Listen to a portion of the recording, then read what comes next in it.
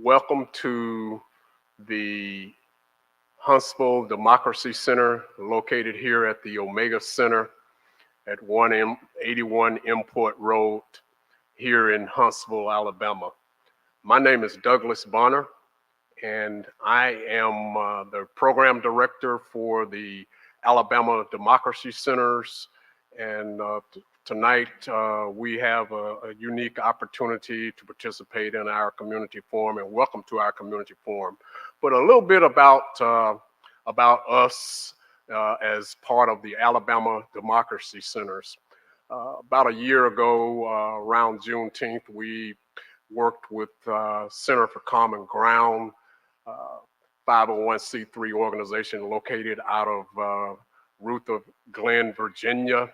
And we started a strategic partnership working with them because they have uh, wide reach across this country in terms of working to make sure democracy works for all people. And so uh, our role as part of Omega Psi Phi fraternity is, of course, to continue to work on what we call voter registration, education, mobilization. And so it became the ideal connection between us and Center for Common Ground. And so we have worked on that relationship and done some wonderful things as we work together to make sure that Alabama progresses and grows. And so just a few other things, of course, a little bit about Omega Psi Phi Fraternity Incorporated, of course. Omega Psi Phi was founded at November the 17th, 1911, Howard University, by our distinguished four founders. And of course, Omega has grown over this 110 plus year period as we go on, embark upon our 111th this year in November. And of course, we're comprised of about 700 chapters in about 37 countries across the United States and abroad in other countries as well. And so we continue to work to do those things that our founders laid out for us. Certainly working with voter registration and education and mobilization has been one of those key things that we have been about. And so as part of our Alabama State Organization for Omega Psi Phi Fraternity, which is part of the 7th District, we are working hard, and certainly this relationship that we have for Center for Common Ground is very, very important. And certainly we have with us some key leaders that we want to recognize tonight. First of all, I want to recognize our Alabama State Representative, Brother Kerry Hill, who is our leader for the Alabama State Organization. And Brother Hill is on virtual tonight. Brother Hill, are you there, sir? Can you hear me? Yes, I'm here.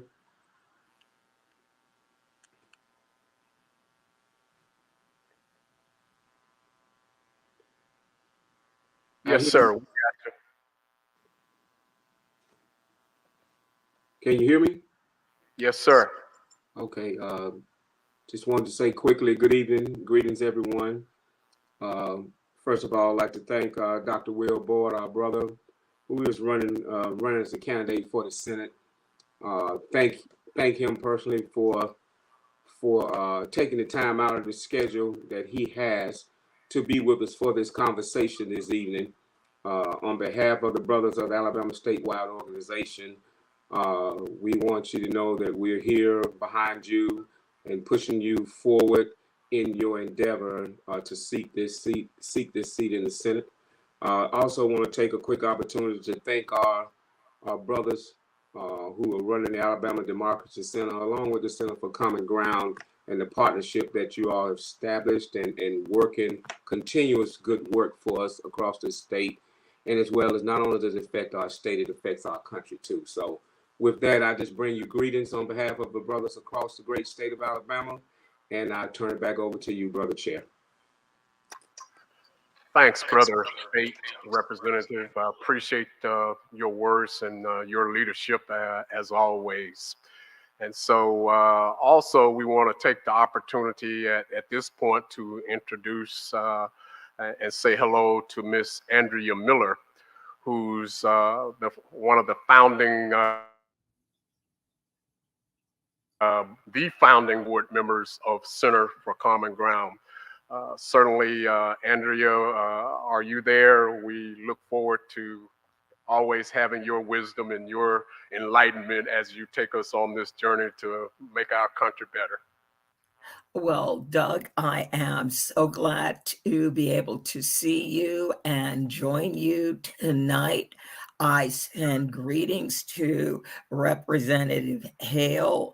It is an honor to meet another wonderful member of the great fraternity Omega Psi Phi, and I look forward to this evening. Thank you. Okay, thank you, Andrea, as always. And so, as we progress on tonight, first of all, I want to persist tonight and a few ground rules. Our purpose simply is to provide information to the community. I would say that our information boxes are being filled with a lot of information these days.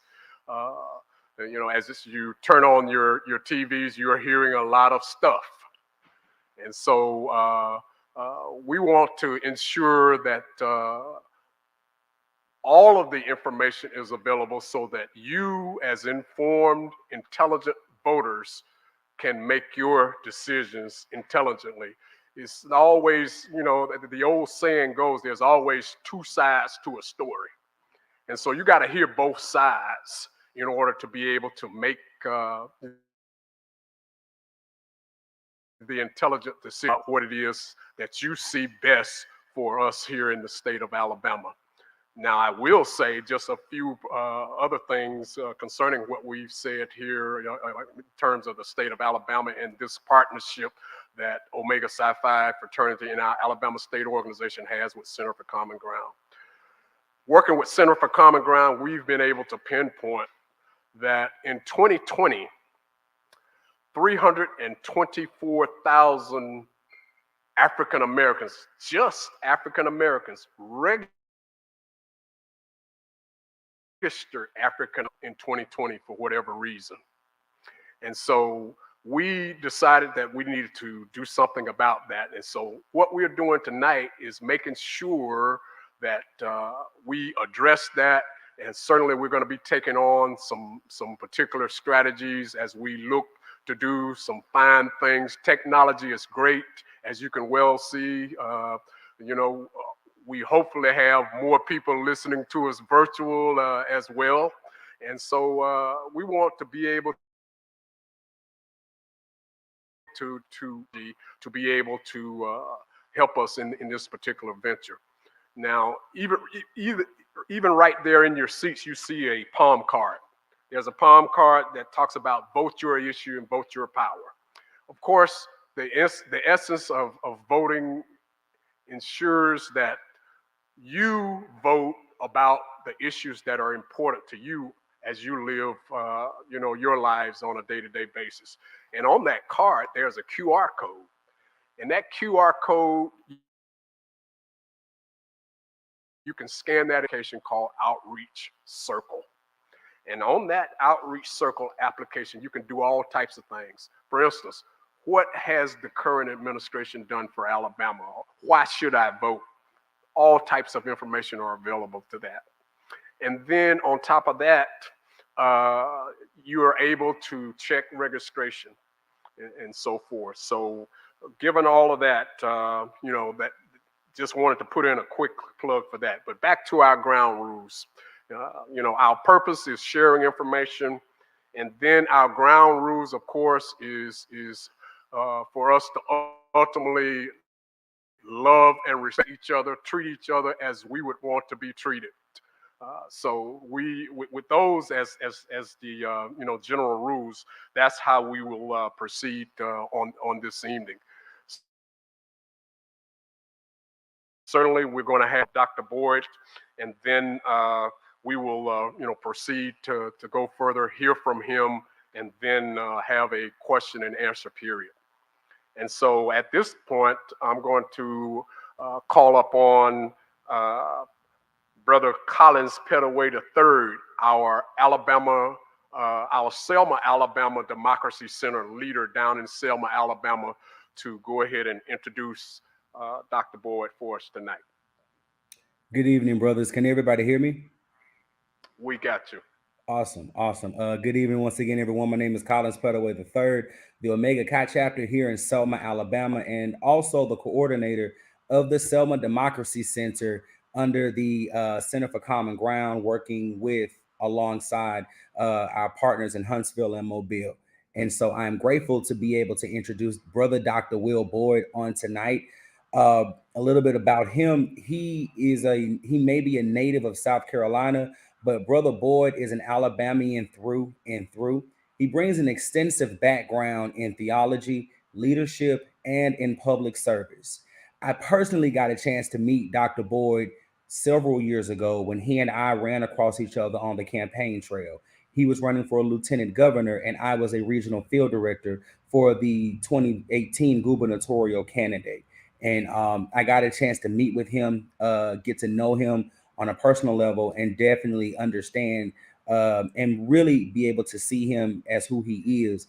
And so I'm excited for him to be back in the process of this time running as our U.S. Senator, hopefully our next U.S. Senator. And so I'm going to get out of the way, allow him to come in his own way. And so I'm excited to present to some, introduce to others, our own brother, Dr. Will Boyd.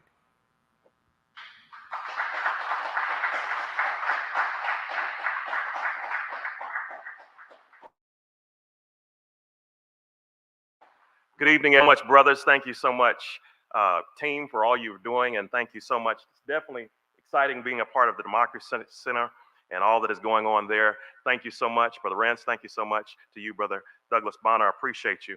We want to get started tonight, if I could, very briefly by saying thank you not only to all of you for being here, but thank you to team members who are here. I want to give honor, if I could, to Brother Lavelle Perry, Omega Man,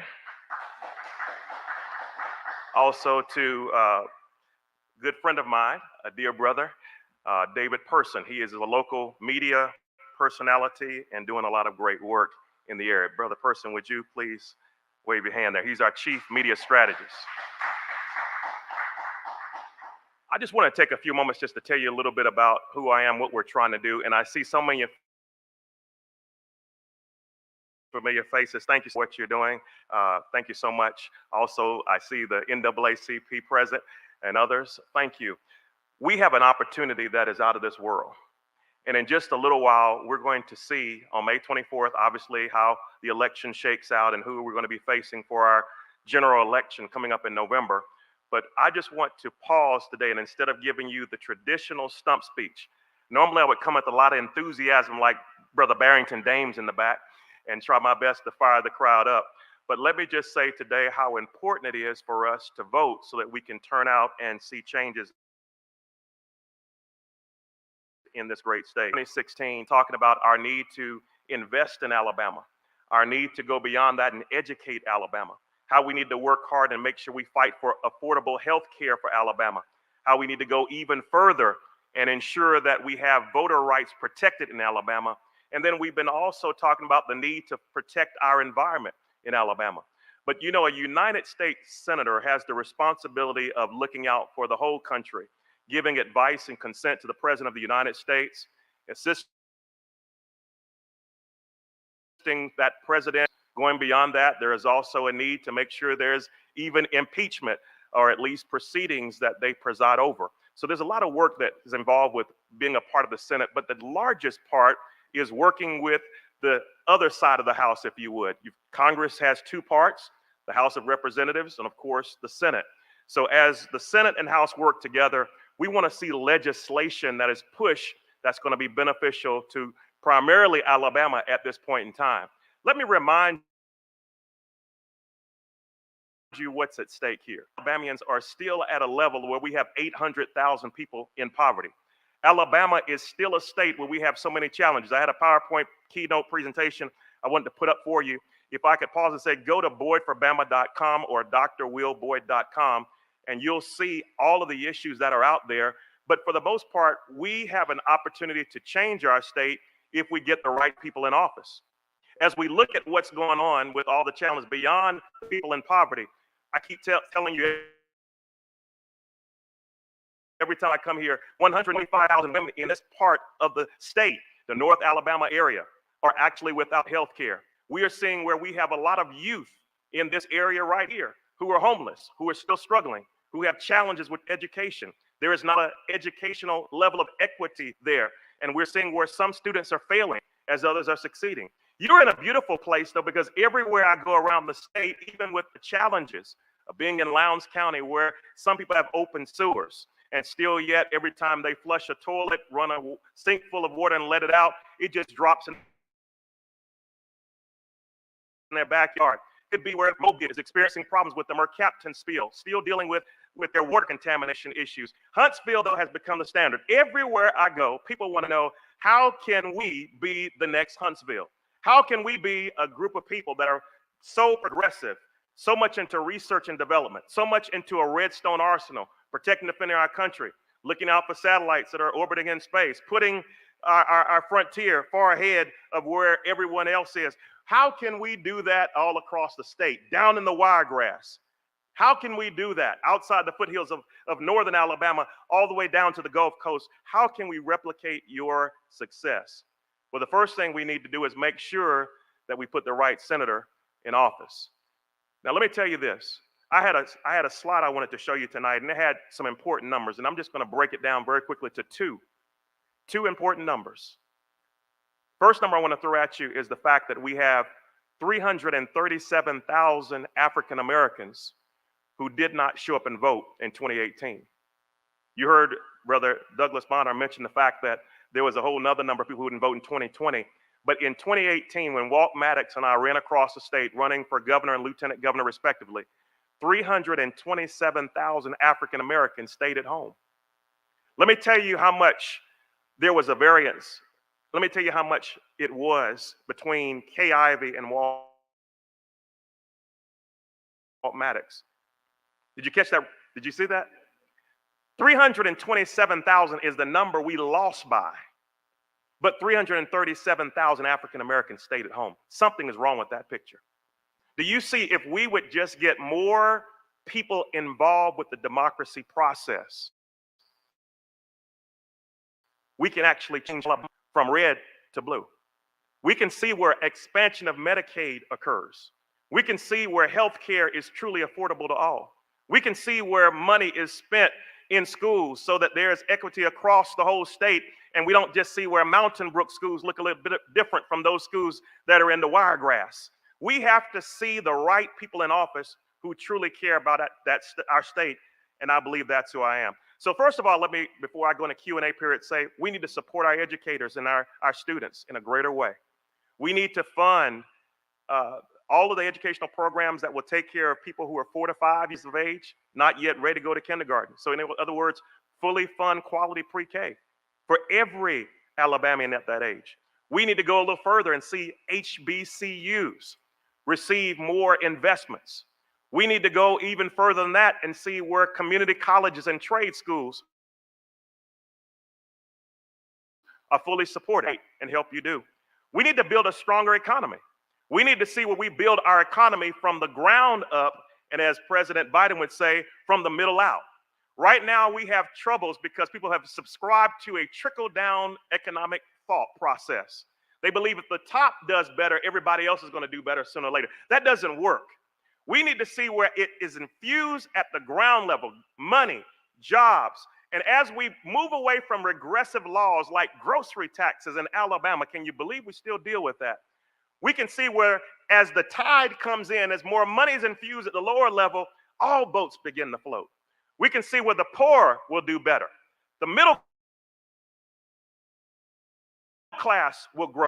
Affluent people in the 1% will do a whole lot better.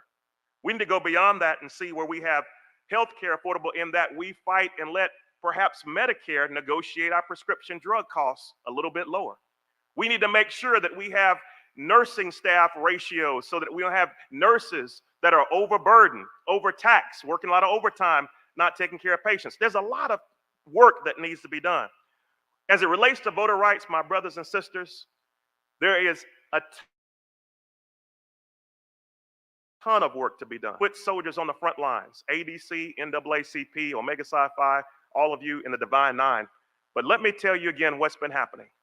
As we watched not only courts here, but the Supreme Court allow congressional lines that were racially drawn to make 29% go down to 14% representation for African Americans, we all ought to be screaming everywhere, injustice, injustice,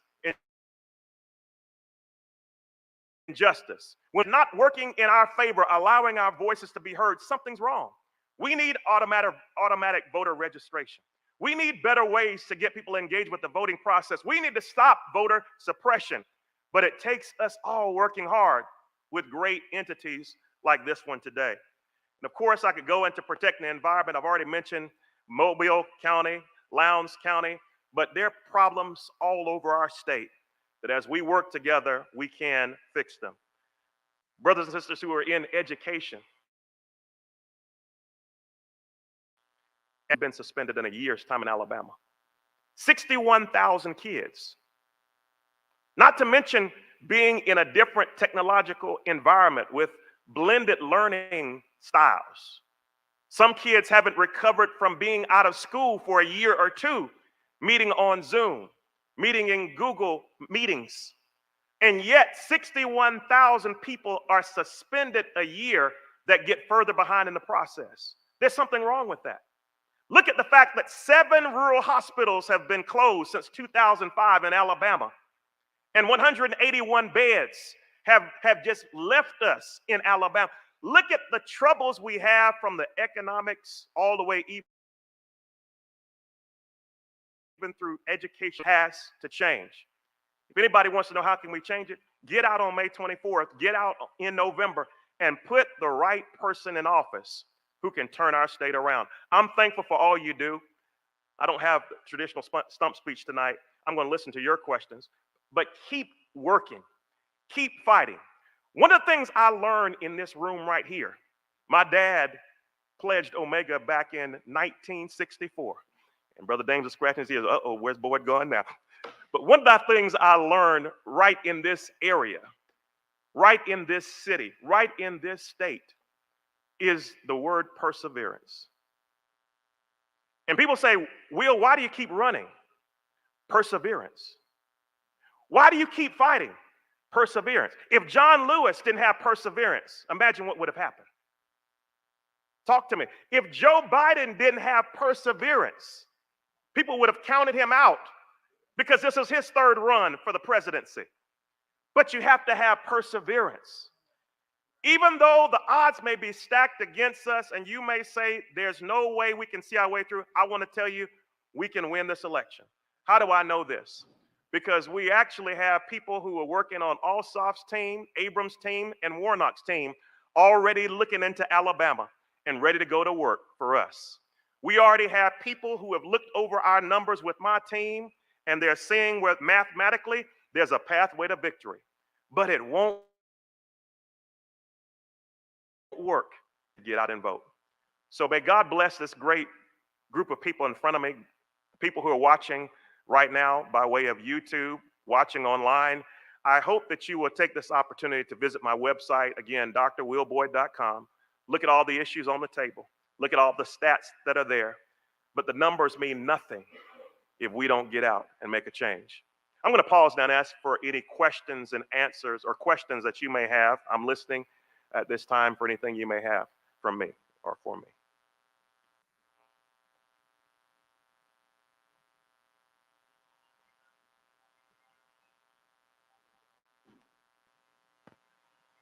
We ask if there are questions to please come to the mic.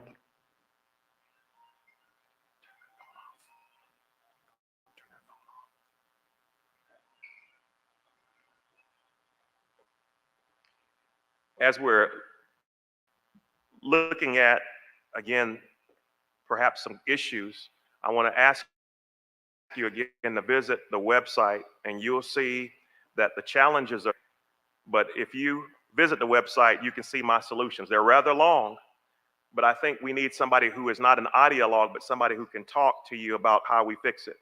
As you're throwing your questions forward, I guess, online and in the room, let me remind you that I served as an educator, served as a dean and a professor. In the classroom, I was able to share about business. I was able to take entrepreneurial people, work them from risk management all the way to starting their own businesses, from art galleries to some went on into for-profit and nonprofit.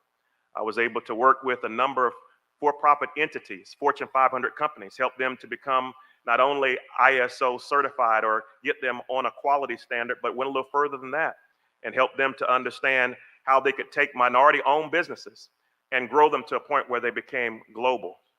So there's a lot of work that I've done that I don't talk about often, but I believe I'm well qualified for this position. Of all the candidates who are in the race, including our current U.S. Congressman, I have garnered, by your help, more votes than anyone else in the race statewide. So I believe that, again, this is an opportunity for us to move forward. Question from the floor. Yes, Brother Boyd, we have one on chat. The question is that 51% of Alabamians are over the age of 50. How can we work to make sure that we have Medicaid and Medicare that will help them in their lifestyles in the future? Well, the biggest thing, as I said earlier, is we have to expand Medicaid. We have to obviously look out for those whom we argue or push for the prescription drug costs to go down. With 40 million Americans already enjoying Medicare, there is a bargaining power that is there. So you probably heard even President Biden in the State of the Union mention the fact that when you bring all of those individuals to the table, that power to the table, there's a great opportunity to bring that number down. So we definitely need to look out for our seniors. We have a lot of seniors who are still picking up their drugs in Canada, or at least trying their best to get lower cost drugs from a different country. That shouldn't be in the United States of America. So this is why we need to make sure. You know, it's interesting, years and years ago, when you remember Mitt Romney and Massachusetts came forward with a health care plan, it was okay, it was fine. But when one of our recent presidents came along with the Affordable Health Care Act and rolled out basically the exact same plan on the same chassis, all of a sudden it's bad. So we have to make sure we quit putting politics into the equation and understand what the benefits are. So we have to, again, be able to negotiate lower prices. We have to make sure we have our seniors very active in the process. I've talked to, even this week, retired workers and people who are over retired unions, and in encouraging them to get their seniors to come out, talk about what their issues may be. I've talked to people who are in the American Postal Union, people who are retired government workers, and a lot of others. We've made sure that we do all we can to let our voices be heard. So if you don't mind sending your comments and your questions to me, I'll definitely be glad to address them one by one. But those are the biggest things we can do for our seniors right now. Another question that's in chat is, will you support Social Security? Absolutely. I don't have to spend a lot of time on that, but let me tell you, it was a Democrat who pushed forth that idea. We talk about safety nets, overtime pay, family medical leave, and a lot of others that we frequently think about as it relates to protections for individuals, but Social Security definitely needs to be in place. Please visit my website and you'll see I talk about it extensively, where we need to be and what we need to do with it. Good evening, Dr. Boyd. Good evening, sir. Next question. How would you energize and educate individuals in depressed areas on the voting process, and what is at stake in the process? Well, I mentioned earlier an entity that worked pretty much outside of Atlanta proper to help Ossoff, Abrams, and Warnock win. What they did is an issue-based campaign. They went to each county and they actually asked what their needs are. They began to address those needs, and what they found out, and what we know, obviously we are doing it here with our cutting turf, as we call it, knocking on doors. We talk to people about their problems. When I go I'm in Madison County, obviously, you might have a different set of problems than the Houston County that I was in last week. and certainly they do. You have to find out what every one of the 67 counties struggles with and how to target those particular issues one by one. Many counties are actually dealing with education issues. If you look at dollars per student or dollars per pupil, they're significantly under the radar, or whether they need to be in terms of the threshold. On my website, I also use a believe versus an unbelieve messaging strategy. So I'm asking everybody to believe in Alabama, believe in Will, but unbelievably, you look at my website and you'll see the challenges we face. County by county, we have a lot of work to do, but they're ironically almost all the same. Always education, always the economy, always healthcare. Yes, sir. Speaking of the economy, Dr. Boyd addressed raising the minimum wage to $15 Yes, sir. and removing sales tax from groceries. Yes, sir. One of the things I'm really excited about is I have the opportunity to work with unions. We call them organized labor under Brent Riley here in the state. We were just with over the weekend, even before that, the United Mine Workers, also with the International Association of Aerospace Workers and Machinists. Long story short, I'm a union friend. We call ourselves Friends of Labor. We have worked to make sure that unions' voices are heard. And what unions are doing is they're pushing for a realistic minimum wage. Ironically, you hear people saying, I want a job right now that pays me at least $20 an hour. But an article was recently published in the last few days saying that the realistic wage a person should have, one female or male with 2 children, is actually about $33 an hour, somewhere in that range, even as high as 35. Will that happen anytime soon? I'm sure it won't. But as we work towards a living wage, we're working towards a calculated number based on the number of people in the household and children. Right now, we need to see, and it's on my website, it's on the platform for all Democrats, it's in our radar, on our radar screen. We want to see not just $15 an hour, but we want to go even higher than that. As it relates to how we do that, it takes business owners stepping up and saying, yes, we can afford to pay a little bit more per hour to retain individuals. In business, we say it is cheaper to retain a customer or a client than it is to go out and get a new one. When you offer a person more benefits, more pay per hour, they're more likely to stay with you than to leave you. What problem do we have every time we drive into an Arby's, McDonald's, a Burger King, or Wendy's? The same person who takes our order, if we can ever get to the window, is the same person who meets us at the window, takes our money, and probably the same one bagging it. And we have a lineup, pull up into line 1 or park number 2, and then we get that same person running to the door. We can't find people to fill jobs now. But if you find the right person, find that person and invest in them, they're likely to stay. You increase retention. In Alabama, you mentioned the regressive grocery tax. It is a tax that burdens poor people more than anybody else because most of the disposable income for people who have low income goes towards their groceries. When you deal with people who are making $100,000, $200,000 or more, groceries is a small part of the income. They could care less whether there's a tax or not. But when you talk about a person who's spending almost every part of their dollar on groceries for kids, it is wrong. It is not good to have such a policy in place in Alabama, and we need to definitely move it out of the way. The legislature, as it is a state issue, should have moved that out of the way.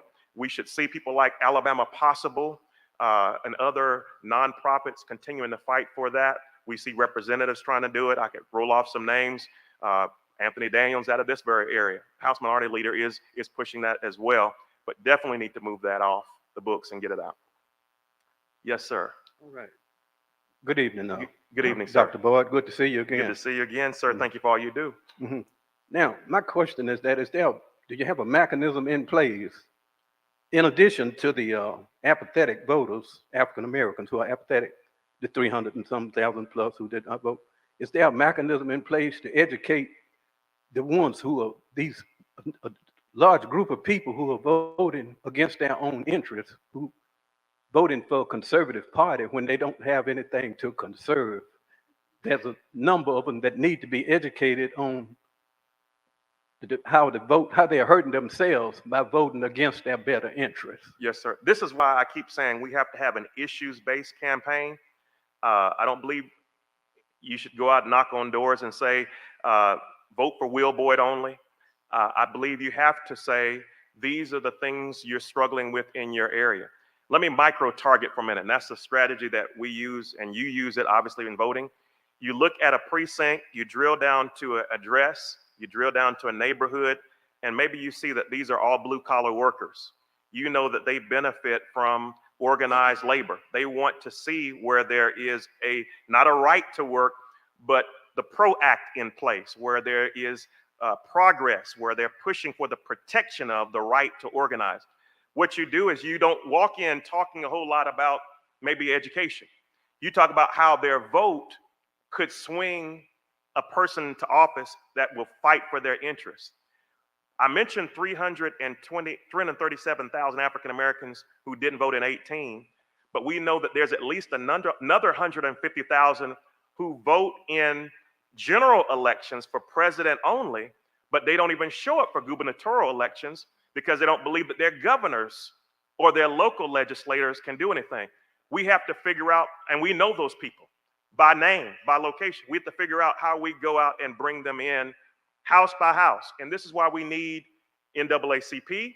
We need other groups, ADC, working together to continue to have concentric circles over those neighborhoods. Good Yes, sir. afternoon, Mr. Boyd. Good afternoon, sir. As we have talked, or as you have talked about the increasing of commerce throughout the other parts of the state so that they can reflect that of Huntsville, what would you propose as a means of increasing the businesses and the types of businesses that come to Alabama?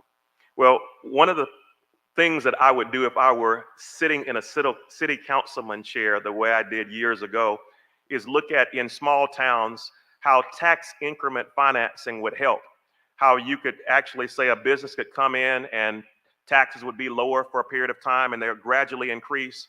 But the problem we have in Alabama is businesses that we attract, and we don't have a big problem attracting them, is that we give them everything. And after the time expires in the tax increment financing process, they pick up and move to a whole nother state and leave us left behind. So we keep rolling out incentives, hoping that the marriage is going to last, and it keeps falling apart. We have to figure out ways, and we know them, that we attract businesses by saying Alabama has a lot to offer. Alabama has, in the case of North Alabama, where we are now, Huntsville, has think tanks. Research and development is highly important. We attract businesses by saying, here is where there's a possibility that Space Command may be. Here is a Redstone Arsenal where contractors are coming and going. Here are where good schools are.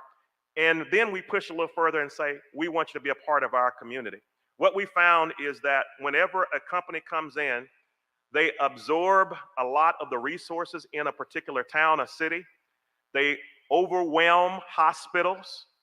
They don't contribute to the tax base. They then have schools where they're infusing more students into the classrooms that were already heavily burdened, already at a point where they were over the limits in terms of faculty-student ratios. And then we wonder why those schools fail. So again, we have to, from that point of view, say we have to be more creative.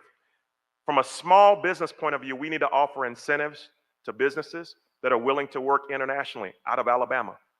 If you look at our GDP for the nation, GDP for Alabama, we're at basically about 204 billion for 2021.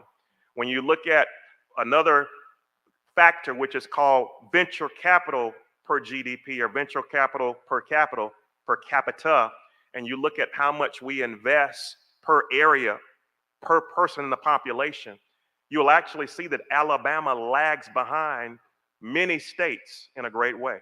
So if I could make it very simple, we need more venture capitalist money going to businesses. We need more incentives to go towards businesses, but we also need to say we want to do what we can to help you stay for a while and not just come and go. We need to support the revitalization of manufacturing and make sure we have manufacturers support it with less regulation. When you do those things, you make Alabama a more attractive place. Alabama has ports. Alabama has airports, waterways. It's an attractive state to businesses. But again, we have to do all we can to help them out. There's a stat on my website, lastly, Mr. Dames, that points out, believe it or not, how many people we hired in 2021 and how many people we lost. Number might surprise you. How many businesses we had to start and how many failed. I taught this back in 2005 in the classroom. 80,000 businesses fail each year, primarily because of a lack of financing. So not only do we need to bring businesses in, we need to create incubators and make sure we have ways to support business leaders so that they can do better financially and be here long term. I know it's a long, drawn out answer, but the economy of Alabama depends on that question you just asked. How do you bring more businesses in and how do you keep them? Yes, sir. Yes, Dr. Boyd. Will.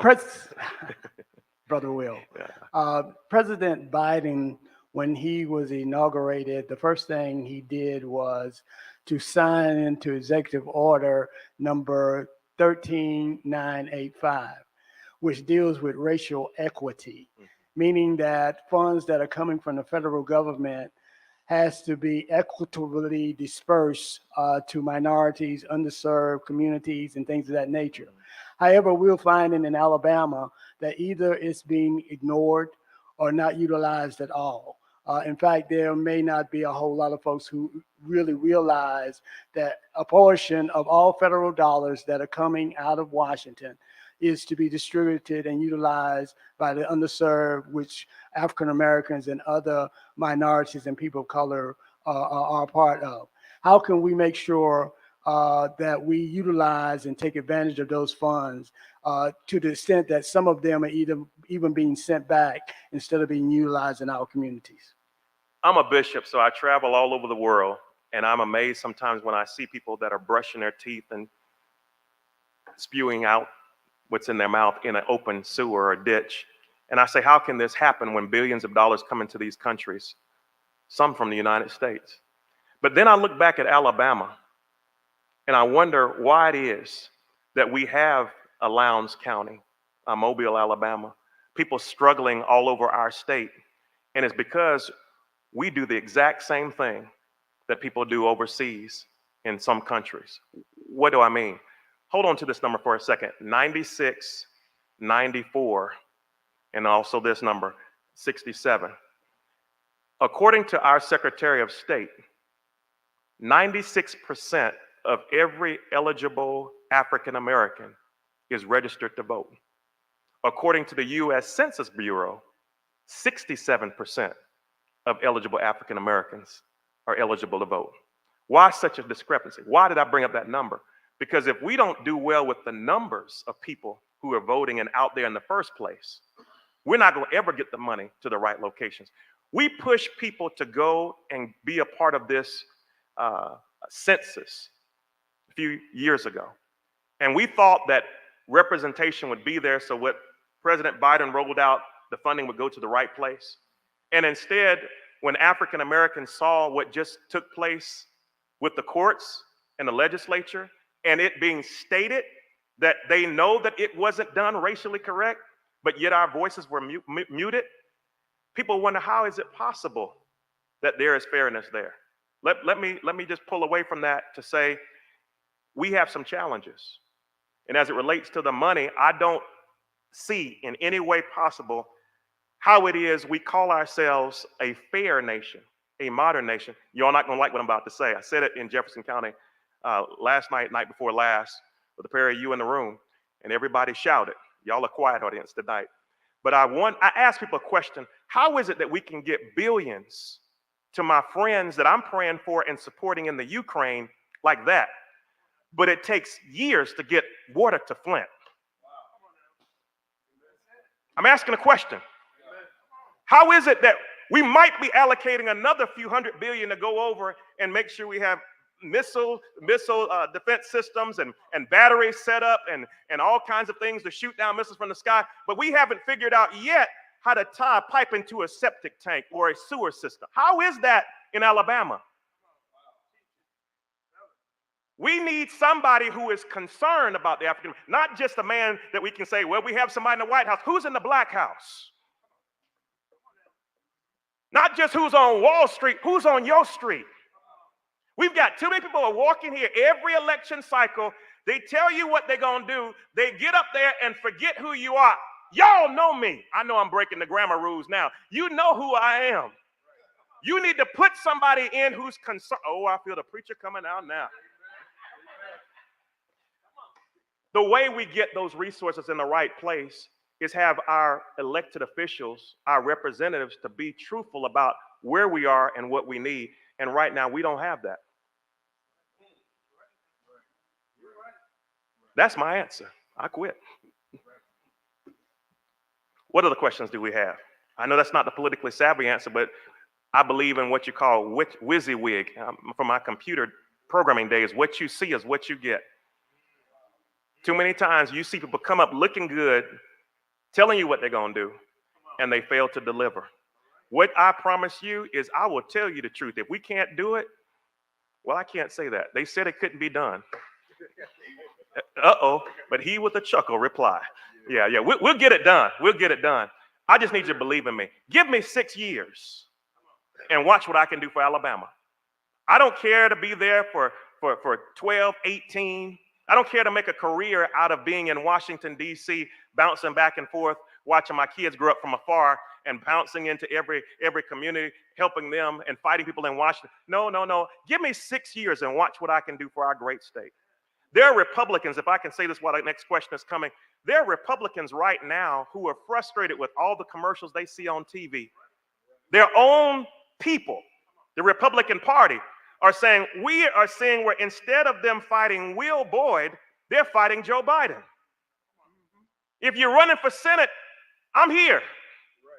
Come get me. I can fight. Go toe to toe. Don't fight the president. He has his own battles to fight. And besides that, these people are using the president's resources that you just mentioned, saying they don't want it in the first place, and then running around when the checks get distributed and say, look what I did.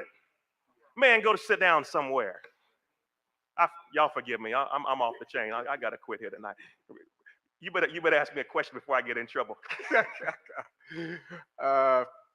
You've already hit on everything, because I was going to pinpoint that in the spirit of Brother Rentz's question about the resources coming down, and a prime example is with respect to broadband, which came out of the American Relief Act, and now in the news you'll hear that even over in the 7th Congressional District, Representative Sewell's district, that they're beginning to do stuff about broadband. And so I kind of asked Brother Pettaway, who was online with us, I said, hey, is this reality? Because I really didn't believe it, and it goes back to that thing of accountability and stuff. And so you just so eloquently went forward as to how you make yourself competitive against the others who will run for the same office that you are going to run. And so how is it that you take all of the excellent things that you've espoused tonight, and that we believe in you? How is it that you craft your message and get across to those people that will be fair-minded enough to bring them across to where we are able to successfully be behind you? My basic message would be, from my chief media strategist, I'm Will Boyd. I'm running for United States Senate. And I'm running because I believe in Alabama, but more importantly, I believe in you.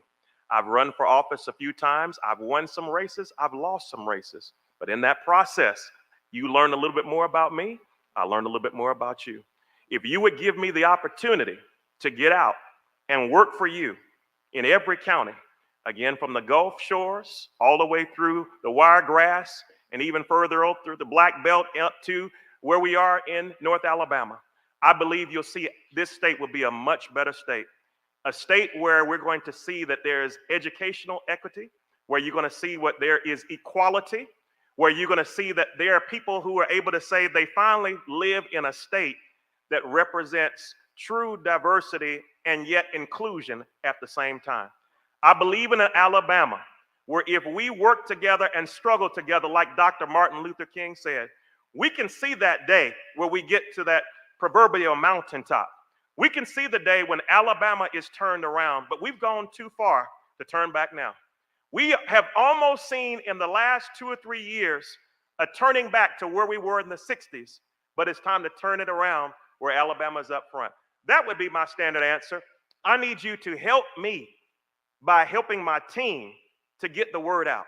Let me tell you something shocking. I'm leading in the polls on the Democratic ticket side, but yet when they took the first poll months ago, 67% of the people said they didn't even know who was on the ballot. How is it that we fuss and throw bricks at the TV every night, but we don't even know who's running in a race that only has 3 people in it? How is it that we say we're tired of seeing Republican commercials or Democratic commercials, but we don't even write a check to help the candidates who are on the ballot or have forums like this to hear what they stand for?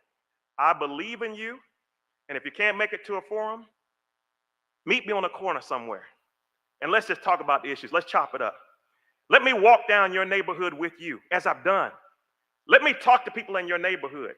People don't like my strategy, but instead of me sitting on the phone for 8 to 10 hours a day asking people for money, I'm going into neighborhood by neighborhood. Me and Brother Perry have traveled so many miles. I ran the 2 trains tonight, 2 school districts that were closing, or at least people were coming out of school. We almost got wiped out on the interstate. He'll tell you, we were almost killed less than an hour ago, coming down 65. And we do that almost every day. Why do we do it? Because we believe in you, and we are the real deal. Let me tell you what I told some preachers a few weeks in Birmingham when we were talking and fellowshipping together. Long ago, somebody said they were working for the Department of the Treasury or some government agency, and their responsibility was to make sure they recognize any phony money. You've heard this story many years ago. But the thing about the person who was looking out for the phony bills is that they didn't spend their time studying every phony bill. They only spent their time studying the real long enough to know when a phony came along. My brothers and sisters, I'm the real deal. I'm Will Boyd, your next United States Senator.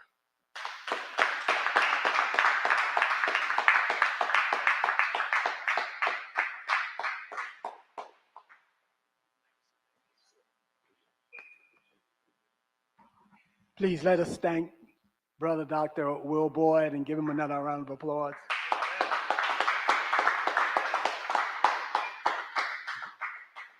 I'm E.C. Rentz, coordinator of the Alabama Democracy Center here in Huntsville. And it is indeed my pleasure to express our appreciation to all of you who took time out of your busy schedule, either here in person or on live watching on YouTube. We especially want to thank members of the NAACP, the NAACP, members of the ADC, members of the Interdenominational Ministerial Alliance here in Huntsville, and others of you who took time to come out and be with us tonight. It is indeed important for us also to express our sincere appreciation to Ms. Andrea Miller, who is the founding board member of a partner of and the leader of our Alabama Democracy Center with the Center for Common Ground. Also, our state representative, Brother Kerry Hale, who is the representative and director and leader of the Alabama statewide organization of Omega Psi Phi Fraternity, along with Brother Barrington Dale, our first vice representative for the state. Again, we would like to express our appreciation also to Brother Douglas Bonner, who is a program director for the Alabama Democracy Center, Brother Colin Pettaway III, who is the Selma Alabama Democracy Center coordinator, and Brother James Aberhart, who is our Mobile Alabama Democracy Center coordinator. So again, thank you. We must do a disclaimer. Our Alabama Democracy Centers are a 501c3, So we are not in the business of endorsing candidates, but we believe it's important for us to provide civic education and literacy, which leads to civic engagement, providing a better community and a better Alabama. So again, I thank all of you who are present, and then all of you who joined us on YouTube. I would be remiss if I didn't express a sincere appreciation to our technical support director, Brother Buford Thompson Jr., for his efforts in making sure we were able to do this both live and on YouTube. And also the chapter presidents, the chapter bacilli of Phi Kappa Kappa chapter, Brother Shepherd, Chris Shepherd, also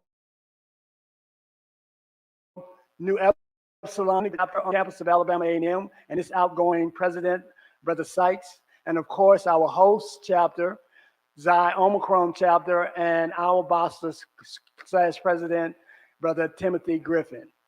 Also, we are hosted here in our Omega Center by the Omega Men of North Alabama and its president, Dr. Terrence Martin. Again, we thank you so much. We ask you to please be on point, because this is just the beginning of what we are anticipating will be a forward-going process in this primary and also our general elections. So thank you for coming. Please be safe and have a good night. Thank you.